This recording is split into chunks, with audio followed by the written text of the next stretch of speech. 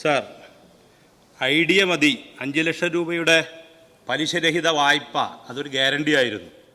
സംസ്ഥാനത്തെ ചെറുകിട ഇടത്തരം സംരംഭകർക്ക് കുറഞ്ഞ പലിശ നിരക്കിൽ ഈടില്ലാതെ വായ്പ നൽകാൻ എന്ത് പുതിയ പദ്ധതിയാണ് സർക്കാർ ആവിഷ്കരിച്ചിട്ടുള്ളത് എന്ന് വ്യക്തമാക്കാമോ?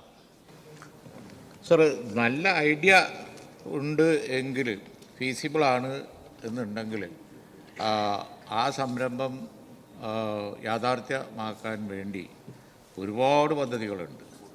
വരുന്ന ഐഡിയ എന്തിലാണ് എന്നുള്ളതാണ് പ്രശ്നം. കേന്ദ്ര ഗവൺമെൻറ്റിൻ്റെ പദ്ധതികളുണ്ട്, കേരള ഗവൺമെൻറ്റിൻ്റെ പദ്ധതികളുണ്ട്, വെഞ്ചർ ക്യാപിറ്റലുണ്ട്, അതുപോലെ തന്നെ പല പദ്ധതികളുമുണ്ട്.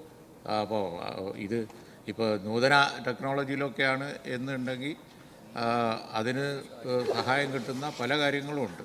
അപ്പോൾ ഐഡിയ ആണ് പ്രധാനം എന്ന് പറയുന്നത് അതുകൊണ്ടാണ്. ഐഡിയ ഉണ്ടോ അവിടെ ഡെവലപ്പ് ചെയ്യാൻ ഇന്ന് ആളുമുണ്ട്, സഹായമുണ്ട്, സപ്പോർട്ട് ചെയ്യാൻ വേണ്ടി ഇൻഡസ്ട്രി ഉണ്ട്, ഗവൺമെൻറ് ഉണ്ട്, കേന്ദ്ര ഗവൺമെൻറ്, കേരള ഗവൺമെൻറ്, വലിയ ഇൻഡസ്ട്രികളൊക്കെ വരും. പക്ഷേ ഐഡിയ അതിനനുസരിച്ച് നന്നാവണം എന്ന് മാത്രം.